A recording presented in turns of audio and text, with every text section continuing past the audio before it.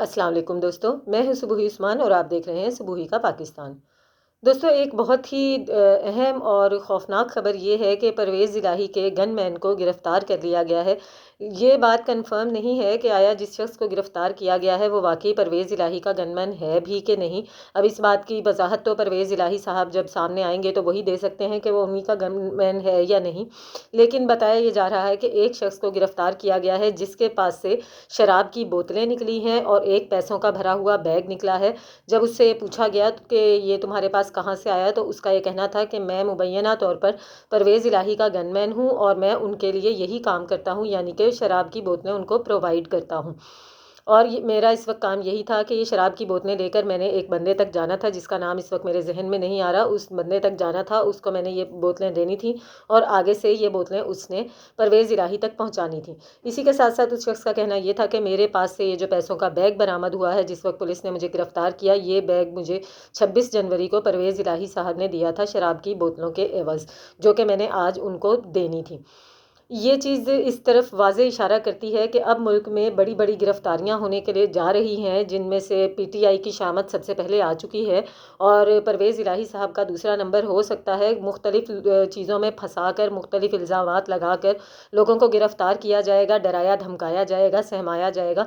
इसी के साथ साथ आज फवाद चौधरी को जब अदालत में पेश किया गया तो मजिस्ट्रेट साहब ने इन्वेस्टिगेशन जो ऑफिसर थे उनसे ये पूछा कि भाई आखिर ये फवाद चौधरी को काला कपड़ा ओढ़ा के क्यों अदालत में पेश किया जाता है।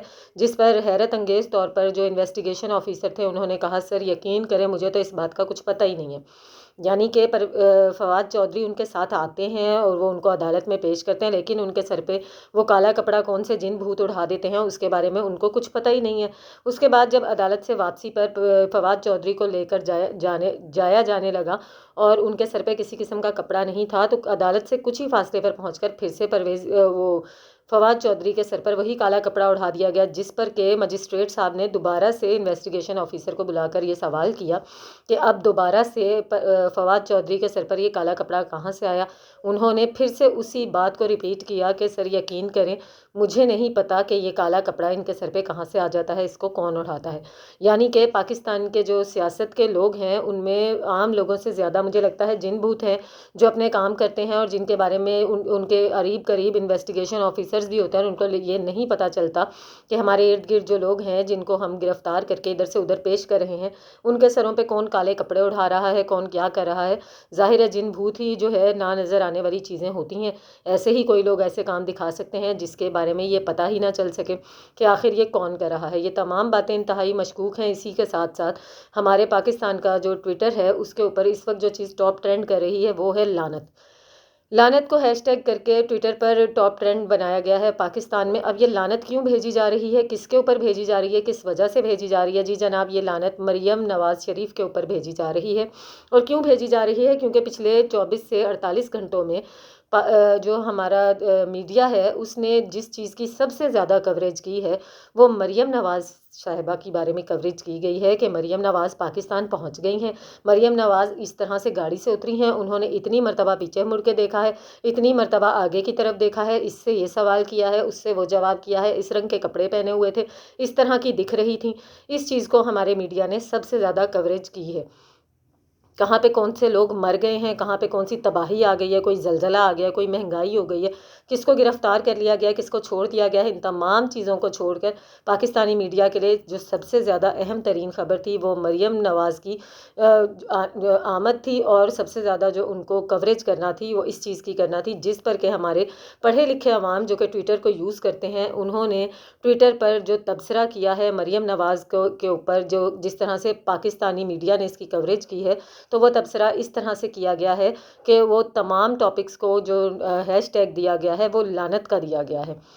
मेरी तरफ से भी एक बार लानत इस तरह के प्रोग्राम्स की कवरेज करने के लिए। बहरहाल इसी के साथ साथ फवाद चौधरी के बारे में कुछ बात कर लेते हैं। फवाद चौधरी के जो पीटीआई के जो हलके हैं उन्होंने अपने तमाम एहलकारों को हाई अलर्ट दे दिया है 48 घंटों के लिए। अब ये हाई अलर्ट क्यों दिया गया है? ये इस वजह से दिया गया है कि बताया ये जा रहा है कि पीटीआई के अरकान जो हैं उनका ये कहना है कि रात के अंधेरे में किसी भी वक्त फवाद चौधरी को जो है کسی نامعلوم جگہ پر منتقل کیا جا سکتا ہے۔ اب یہ نامعلوم جگہ جو ہے یہ بڑی ایک خوفناک اور مزیدار سی جگہ ہے، ملی جلی سی جگہ ہے، خوفناک بھی اور مزیدار بھی۔